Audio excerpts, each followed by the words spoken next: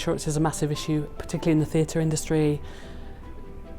And we find this often when we go into tenders for new clients, that the building hasn't been valued and perhaps maybe the broker hasn't been as forceful over the matter as we are, because we know how important it is, particularly with listed buildings. You know, the valuations can change massively and can change pretty quickly in terms of the strange materials that are used, new contractors coming on board, new materials. So with a grade 1 or grade 2 listed building, that valuation can change significantly.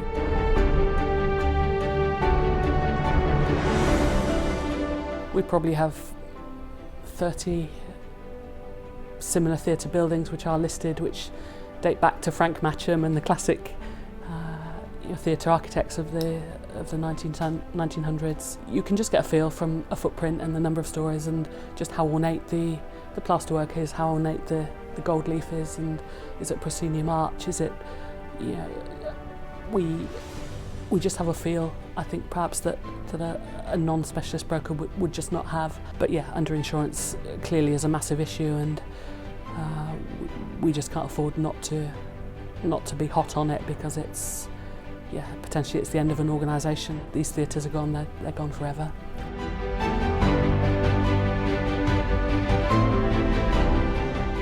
In August 2014, when again I was discussing renewal with Battersea, again the issue of the valuation cropped up.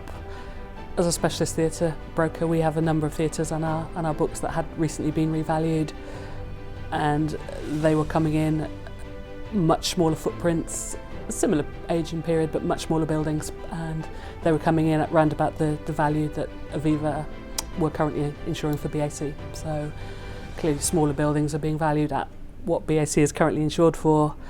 Rang alarm bells. So again we had the conversation, they took it on board. I heard nothing further until the September, when I received a call from the client saying, we're thinking we might do this, can you recommend somebody? So I said maybe talk to Wandsworth Borough Council, as ultimately it's their building, and also you might want to have a chat with Cunningham Lindsay, as they'd carried out valuation services on other theatres recently, reasonably competitively priced in doing so, and a good job. January of 2015 I received an email from the client with a valuation from Cunningham Lindsay demonstrating that we're over 50% underinsured. So the conversation then is, well, will it affect our premium if we increase in line with the valuation? Yes, it will.